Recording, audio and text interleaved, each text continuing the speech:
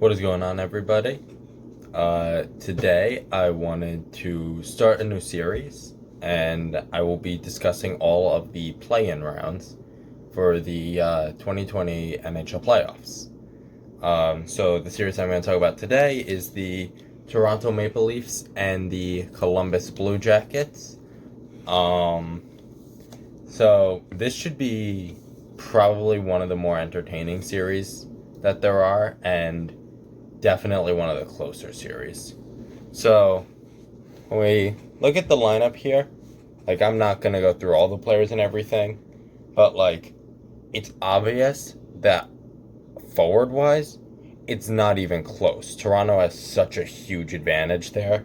They got Matthews, Tavares, Marner, and Nylander, and they have so much talent that Kapanen, who in my opinion is a strong top six forward, is on the third line. And but then meanwhile in Columbus, you got Dubois, Atkinson, Nyquist, and then the other guys in the top six, you could make an argument that they're not top six players and that they're just there because they don't really have as much strong forward depth. But then when you go to the back end and you are talking about the defense, so Toronto really just has the one star in Morgan Rielly, and he's an amazing defenseman. And Muzzin is a solid top four, but he's basically their number two. And you kind of don't want that from him. And Cody Ceci and Tyson Barrie, they were brought in this past season and expected to do really well, and they both struggled this season. And so that defense is one of the hugest reasons why a team with such a star-studded offense and such high expectations going into the season falls short. But then you compare that to the defense of Columbus, and you got players like Zach Werenski and Seth Jones and David Savard, Ryan Murray. It's amazing. That's a top 10 defense in the NHL. Especially just having Werenski and Jones is unbelievable. They are both such talented players, and I personally think Seth Jones is top 10, possibly even top 5 defenseman in the NHL. The only question in the lineups that I've seen is Josh Anderson. Will he be back to play for Columbus by the time the play-in rounds start? He got injured somewhat near the end of the season, and the timetable was basically he'd be back in August. So it's a huge question mark whether he's back or not. And I'll talk more about Anderson later. But first, let's go to so what are the teams goals for, goals against? Well, Toronto has 238 goals for, which that is a lot. Compare that both teams have 70 games played. It's 238 goals for Toronto versus 180 goals for Columbus. That is, I think, a 58 goal differential. It's insane. But then you also go to the goals against, 227 against for Toronto and 187 against for Columbus. So while the goals for Toronto are much inflated, as expected with that defense, the goals against are inflated too.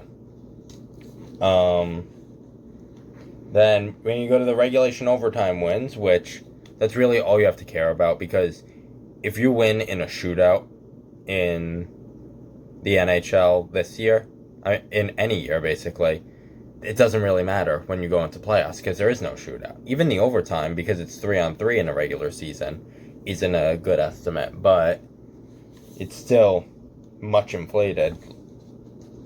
I don't know what I said. But it still doesn't matter, the shootouts.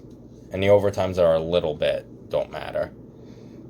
But 35 regulation overtime wins for Toronto versus 33 for Columbus. Now, what you also have to note here is that Columbus was expected to be dead in the water. They were expected to be where New Jersey is this year, and Toronto was expected to be kind of where like Tampa and Boston are this year. Nobody expected them to still be playing now. They expected the Flyers to be, if this happened, people expected the Flyers to be sitting out and Flyers to be playing and Toronto to be sitting out. So it's a huge change there from what you would expect. So you go to the team's leading point scorers. It's all in favor of Toronto here. Matthews, in 70 games played, has 47 goals, 33 assists for 80 points. That's really good for him. He's one of the best talents in the NHL this year, and he's still extremely young. Marner has, in 59 games played, 16 goals, 51 assists for 67 points.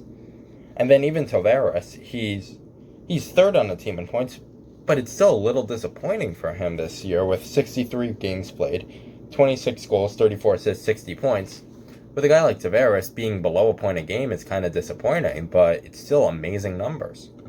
And all three of those players have more points than anybody on Columbus, and I believe William Nylander was in fourth and still had more points than anyone on Columbus too. With Pierre-Luc Dubois, in 70 games played, with 18 goals and 31 assists, he had 49 points, which he's their forward star, but he's not ready to be a star yet. He has the potential to be a star player, but he's not there yet. And then Gustav Nyquist, who they just picked up in the offseason, he had a pretty good year.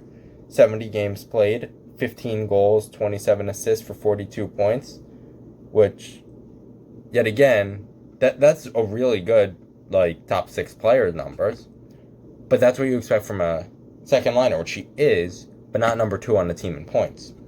And then Zach Werenski was third on the team in points. It probably would have been Seth Jones if he didn't get hurt. But either way, Werenski in 63 games played had 20 goals, 21 assists, and 41 points. Now, for a defenseman, that is amazing numbers, which is the big difference here. There are no defensemen even close to there for Toronto.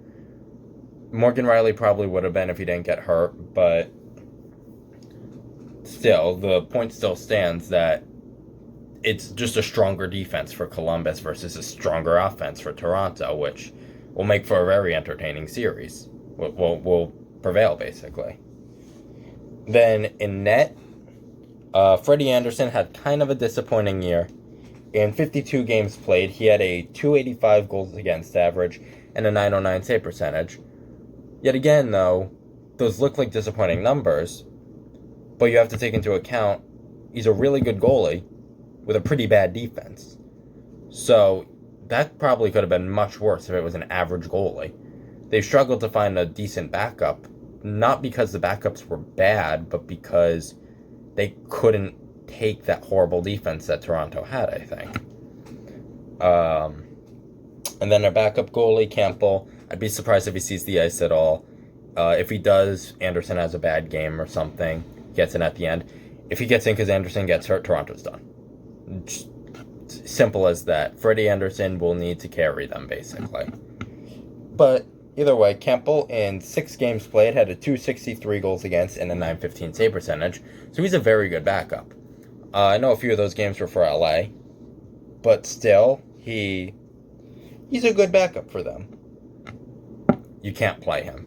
You need to play Andersen, even if it's back-to-back days or anything like that. Andersen is the guy.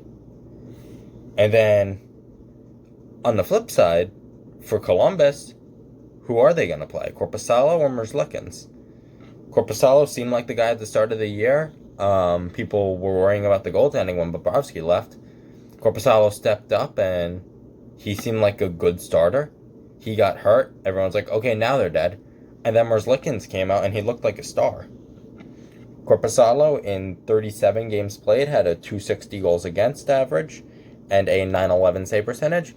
Those are very good, respectable numbers. And then Merzlikins, in 33 games played, had a .235 goals against average and a .923 save percentage, which those are like star numbers. I believe they started to tail off at the end of the year, but it was still very good. But I think Merzlikins ends up getting the start. But if Merzlikins struggles and you have to put Korpisalo in, that's not too bad for them. The only bad thing about that is that means that they probably lost a game or two because of that. And in a best-of-5 series, that could be devastating. And now I want to talk about one player on each team that could make a big difference. So these are players that more so, they might have had a bad year or something, or maybe may have had a bad year and I expect them to do better in the playoffs, or might have had a good year and I expect them to do worse in the playoffs. For Toronto, I picked Tyson Barrie. Like I said, he was picked up in the offseason, expected to be an offensive stud on the blue line. In 70 games played, he had 5 goals, 34 assists, 39 points. They expect better from him. Yes, when Mike Babcock was fired and Sheldon Keefe took over, his numbers did start improving a lot, as well as his ice time started to go up. So that's very promising for him. But you have to compare it to last year still. In only 8 more games played, he had 14 goals, 45 assists for 59 points. It's 9 more goals and 11 more assists in 8 more games played. So that was a much better year for him last year.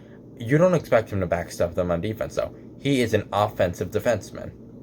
So I expect his numbers to improve in the playoffs, and I expect that to help. Now, the player that I picked for Columbus is Josh Anderson. The question is, does he play or does he not? If he plays, I believe that it could be a huge impact in the favor of Columbus. But here's the thing. This year, in 26 games played, he had 1 goal and 3 assists for 4 points. That's awful. Like, that's barely staying in the NHL numbers. And so why do I think that he would make such an impact if he plays? Well, if you look at his stats last year, in 82 games played, he had 27 goals, 20 assists for 47 points. This year was a horrible season for him, and I fully expect him to bounce back and be able to be in that top 6 for them. Probably move Texier into the third line, or maybe Bjorkstrand. But Josh Anderson, if he plays, I think will bounce back and will have a huge impact for them.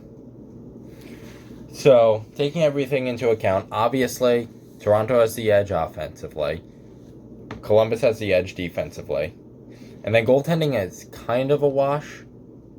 So, it will be a really tough series. I think he goes 5 games. It's a really hard series for me to choose a winner for. But in the end, I'm going to go with Columbus. I just think they struggled near the end of the year when Seth Jones got hurt. He's back and he's ready to play. And I think that Seth Jones will be the difference maker. If Seth Jones doesn't play up to par, they're done. But they can easily take advantage of that defense in Toronto. And if they get Anderson a little shaky, they don't have a plan B. So just keep putting pucks on net. That's all they have to do. And then they can win. So, thank you for watching this video. Hope you enjoyed it. And come back for the next one. Thanks.